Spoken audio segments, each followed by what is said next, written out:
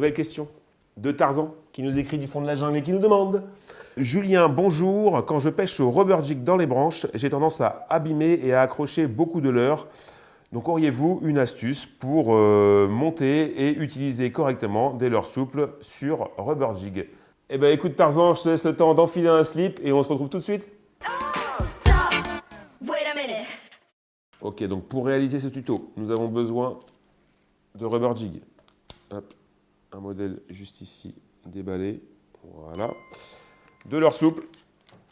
Donc les crocs se prêtent tout à fait à l'utilisation sur des rubber jigs. Maintenant, on peut très bien mettre un shad, un finesse, un grub. Il n'y a aucun problème tant que la taille du leurre souple est adaptée à la taille de l'hameçon du rubber jig.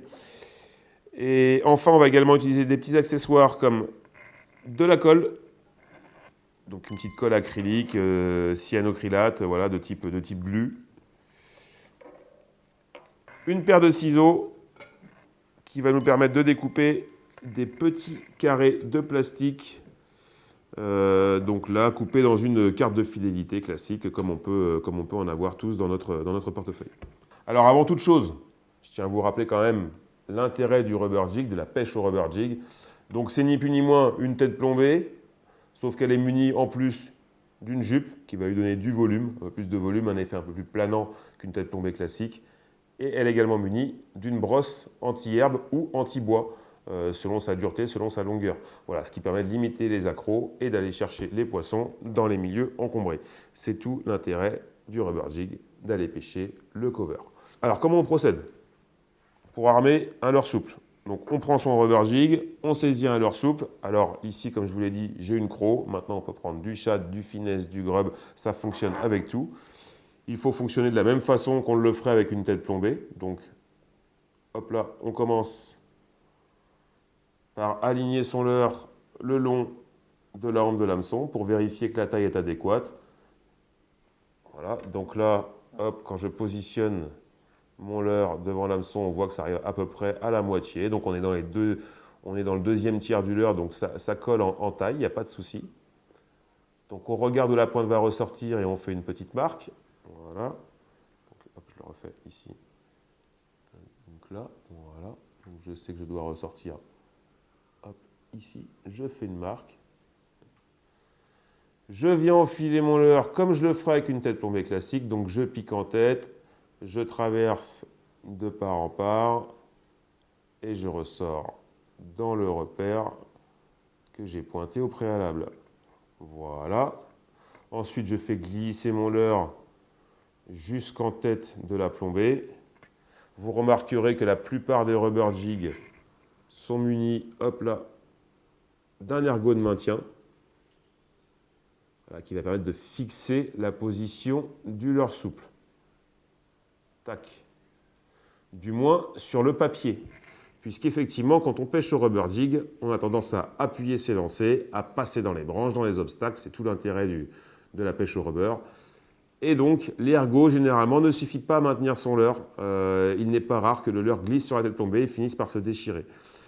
Pour éviter ça, il y a deux petites astuces très simples, donc qui viennent sécuriser un peu plus le positionnement du leurre souple sur la hampe de l'hameçon.